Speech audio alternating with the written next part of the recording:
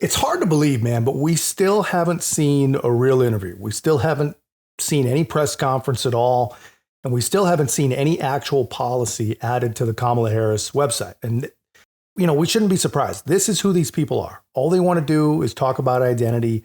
And all they want you to focus on is that Donald Trump is bad and Kamala Harris is not Donald Trump. But it's not going to work. It can't possibly work. There was recently a Trump rally just a few days ago in the same arena that Kamala Harris paraded out all her famous friends and talked in her fake Southern accent, right? But while Kamala panders for votes and tags along with famous people, Donald Trump talks about real policy that affects real people. And those real people, that's who he brings on stage with him. And honestly, this is the left's worst nightmare. This is liberal kryptonite. Just listen to this first one, my man, but wait until you hear the second. It's going to blow your mind. But let me also tell you, when I was 12 years old, I had to watch my father come home with shards of glass and blood dripping down his face from 9/11. We were there. I don't want to be there or hear about another terrorist attack on our soil that could be prevented. When you allow 11 million undocumented people to walk across our border, you are allowing an attack to happen. It's common sense. How could you ever fathom allowing someone to even run for office who doesn't want to even enforce our laws, who doesn't think it's important to even visit our border? How is it possible that she makes a joke on the news media saying, "Why are you asking me about visiting the border? I haven't even gone to places in Europe." Well, newsflash, you're running for president of the United States of America. Take your time and get to learn these 50 states, as many of us have. I know I have to wrap it up because I can go ahead and go on a sermon for you guys tonight, but I definitely find it very peculiar that Kamala Harris, who was named as the border czar, who again, they're erasing this in our online presence. They're erasing that from the White House government official records. But let it be known, she was called the border czar. She failed to do her job and protect our borders. She's not even visited the border. So let me be very clear. If we don't round up everyone we know in November, not only is housing going to be unaffordable and unattainable for the majority of millennials, Gen X's, also will food costs continue to skyrocket. We're heading towards a recession. I want you to be clear. There is no one other than Donald J. Trump and J.D. Vance I would honestly support in this election.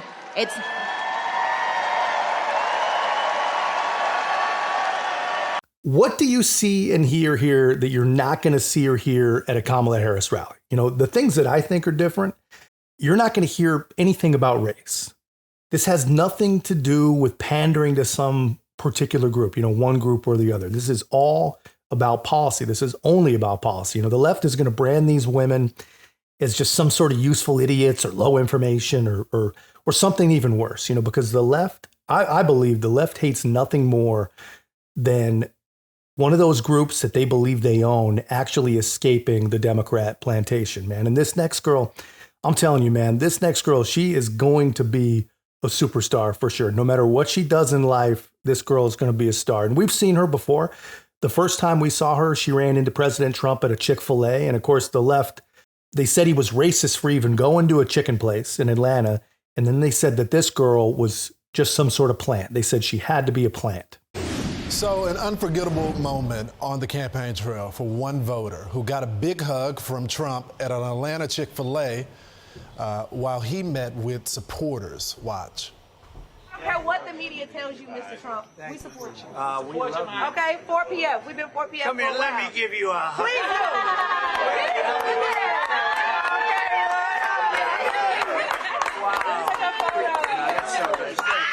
Thank you. Tell my mama I made it.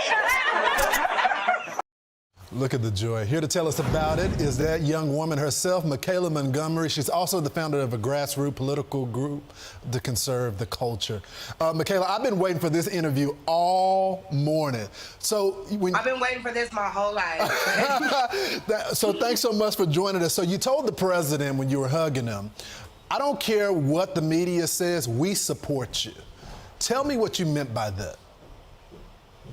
I am so glad that is the first question you asked me. So, of course, in the excitement of everything, I wasn't able to really relay my message, but the general consensus or social media would have you thinking that if President Trump were to show up to the HBCU campuses or walk around the AUC community, that like some angry mob would form or a riot would ensue and that he would not be welcomed. And clearly the sentiment in that room the other day was the complete opposite. He was very welcome. People were excited to see him. So that's Michaela, man. And I'm telling you, dude, this girl is going to be a superstar. And the left, they can't handle it, man. To them, anyone that looks like her and sounds like her has got to be a plant, or has to be, you know, XYZ, this-ist or this-ism, uncle this or auntie that. You know what they mean by that. They cannot handle it, man. People like Michaela really are, they're liberal kryptonite. And here's exactly why. Now, why don't we jump right into it? See, as a young single mother, I can tell y'all that rent is too damn high. I can tell you that as a young black voter, groceries are too damn high. And as an American citizen, period, seniors like my parents should never have to choose between medicine or food. It should never be the quality of life versus the quantity of life. And I don't want to hear, oh, but we capped the price of insulin and lowered the price of all these medicines. Yeah, but you raised the price of everything else, so it's about time to start telling the truth to Americans and let them know exactly what they're signing up for if they were to vote for Kamala Harris. We need to vote based on facts and not feelings. See, under Harris and Biden, the average Georgia household is losing $1,060 per month, and inflation is at 21.4%. And due to the war on energy, average gas prices have reached record highs for the state. We also did a poll, and 80% of us black Americans are not happy with the current state of the economy, so I'm going to need 80% of y'all to vote accordingly in November. They love me, they really love me. The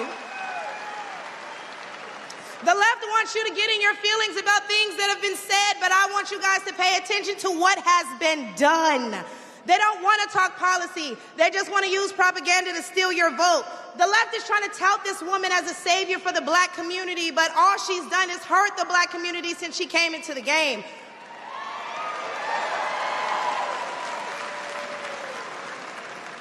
See, the first step in destroying the black community is to dismantle the black family. So aside from her record as a prosecutor, why don't we ask Mrs. Willie Brown if Kamala Harris cares about black families?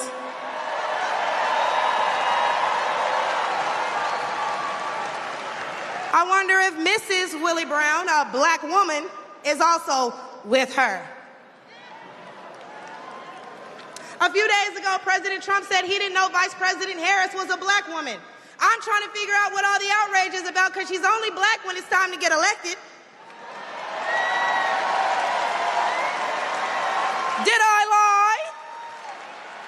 The same black people who are mad at Trump for being confused about her race, ethnicity, nationality, whatever, are seemingly forgetting that while you're touting her as a savior for black people, she identifies as an Asian woman.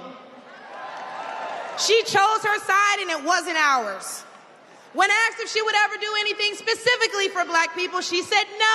She's a superstar, man. I mean, every single thing she said is completely spot on, man. But the message that I think that everyone, that really should resonate with, I think anyone who hears it, is that we need to vote based on facts, not feelings. I mean, she said the left wants you to focus on what's been said and ignore what's actually been done. And I think you can go a step further than that. You know, the left wants you to focus on the things that they told you were said and nothing that's actually been done. I think that she said it pretty damn perfectly, right? And she's absolutely right, man. Kamala Harris is no savior. And she's right. You know, Kamala Harris chose her side and it wasn't ours. She said it perfectly, but I think she could be literally saying that to everyone. I mean, you don't have to be a certain color to get that message, you know. That's the way I see it, at least. I mean, just look at the difference between these people. A Harris rally focuses on basically demeaning culture and pandering and fake accents. And a Trump rally features actually intelligent people that actually care about policy, care about this country, man. And this girl, she's a superstar, man. And Donald Trump, he knows it when he sees it. Hey, Michaela, I know you spoke. Just come up for a second. Come here. This young woman, I walked into, I don't know what the hell restaurant it was, but I walked into this restaurant. And we do it very quietly. We don't announce it. That's for, security reasons, everything. I walked in. She's behind the counter, and she didn't know I was coming. And she goes, "It's President Trump." She looks at me. "It's President Trump. You saved my college." And I said, "How the hell do you know that?" She said, "This one is so smart, so sharp." She grabbed me. She gave me a kiss. I said, "I think I'm never going back home to the First Lady." You were supposed to keep that quiet. See, now, for the average politician, that's death. For me, I don't care.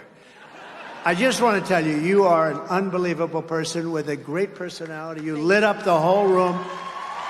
You lit up the whole room. I said,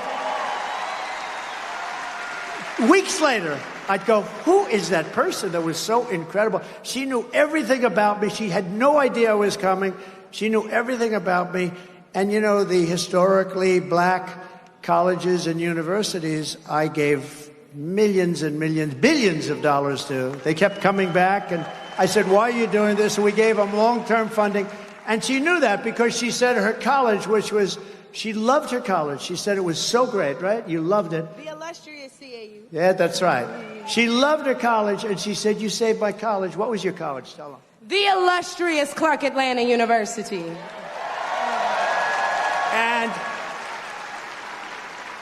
And it was so impressive, and I felt so good because she really did. She really said, I said, "Did you like the college?" She said, "No, I loved that school. I loved that college."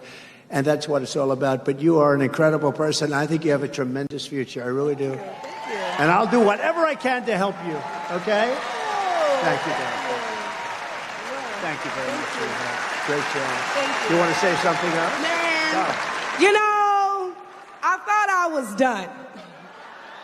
But I do want to add on to some of the remarks that were made by others, and we do need to do our best to get the message out there. The fight is nothing if all we do is talk about it amongst ourselves. So with that being said, since you said you'd help me, shameless plug, if y'all need anybody to knock doors, make phone calls, wave signs, get people out to the polls, call me at Conserve the Culture. Because not only do I mobilize the HBCU students so that they may get this message, but I'm the best person when it comes to black engagement in the black community. And nobody needs this message more than my folks. So do y'all care for real? Are y'all with us for real? ConserveTheCulture.com for any and all inquiries. Y'all can follow me at Miss Kayla, baby. I'm going to give it back to Big T.